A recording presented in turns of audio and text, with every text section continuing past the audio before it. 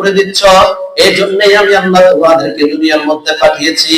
তাহলে তোমরা ভুলের মধ্যে আছো।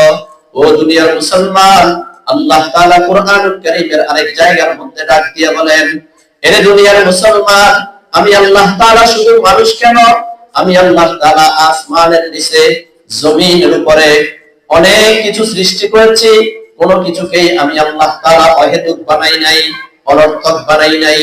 আল্লাহ তাআলা ওই কথা কোরআনুল কারীমের এক জায়গায় বলেন, ওয়ামা খালাকনাস সামাআ ওয়াল আরদা ওয়ামা বাইনাহুমা বাতিলা। আল্লাহ তাআলা ডাক দিয়ে বলেন, বান্দা, তোমরা তো মনে করেছো আমি আল্লাহ তোমাদেরকে অহেতুক বানিয়েছি, এমনি এমনি বানিয়েছি। শুনে নাও, আমি আল্লাহ শুধু তোমাদেরকে না, আমি আল্লাহ আসমানের নিচে জমিনের উপরে যা কিছু বানিয়েছি, কোন কিছুকে আমি আল্লাহ তাআলা অহেতুক বানাই নাই, অনর্থক বানাই নাই। সব কিছুর পেছনে আমি আল্লাহ তাআলা একটা করে কাজ দিয়ে দিয়েছি। ঠিক তদ্রূপ ভাবে আমি আল্লাহ তাআলা মানুষ বানাইলাম, মানুষেরকেও একটা দায়িত্ব দিয়ে দিয়েছি, মানুষদেরকেও একটা কাজ দিয়ে দিয়েছি। ওই কাজ সম্পর্কে যদি আমরা আল্লাহ তাআলার কাছে প্রশ্ন রাখি, ওগো আল্লাহ, আপনি যে আমাদেরকে দুনিয়ার মধ্যে পাঠিয়েছেন, কেন পাঠিয়েছেন? একটা দায়িত্ব দিয়ে। ওই দায়িত্বটা কি? আল্লাহ তাআলা কোরআনুল কারীমের বিভিন্ন জায়গার মধ্যে জবাব দিয়ে দেয়, ওয়ামা খালাকুতুল জিন্না ওয়াল ইনসা ইল্লা লিয়াবুদুন।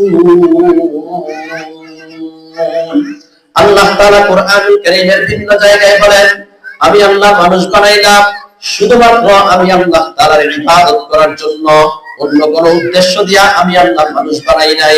শুধুমাত্র আমি রবের গোলামি করার জন্য মানুষ বানাইলাম। সুবহানাল্লাহ। আল্লাহ তাআলা আমাদেরকে এমনি এমনি দুনিয়ার মধ্যে পাঠাই নাই। আমরা আজকে মনে করতেছি আল্লাহ হয়তো এমনি এমনি আমাদেরকে দুনিয়ার মধ্যে পাঠিয়েছেন। আল্লাহ জবাব দিয়ে দেয়, বান্দা, আমি আল্লাহ তোমাদেরকে এমনি এমনি দুনিয়ার মধ্যে পাঠাই নাই, একটা দায়িত্ব দিয়ে তোমাদেরকে দুনিয়ার মধ্যে পাঠিয়েছি, একটা উদ্দেশ্য দিয়ে তোমাদেরকে দুনিয়ার মধ্যে পাঠিয়েছি। ওই উদ্দেশ্যটা হলো তোমরা আমি রবের ইবাদত করবা, তোমরা আমি রবের গোলামি করবা। এই উদ্দেশ্য দিয়েই আমি তোমাদেরকে দুনিয়ার মধ্যে পাঠিয়েছি। আজকে আমরা মনে করতেছি যে আল্লাহ হয়তো এমনি এমনি দুনিয়ার মধ্যে পাঠিয়েছেন।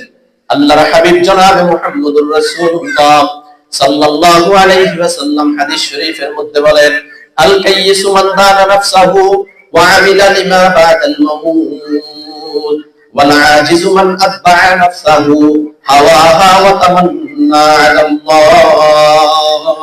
আল্লাহর হাবিব জনাবে মুহাম্মদুর রাসূলুল্লাহ সাল্লাল্লাহু আলাইহি ওয়াসাল্লাম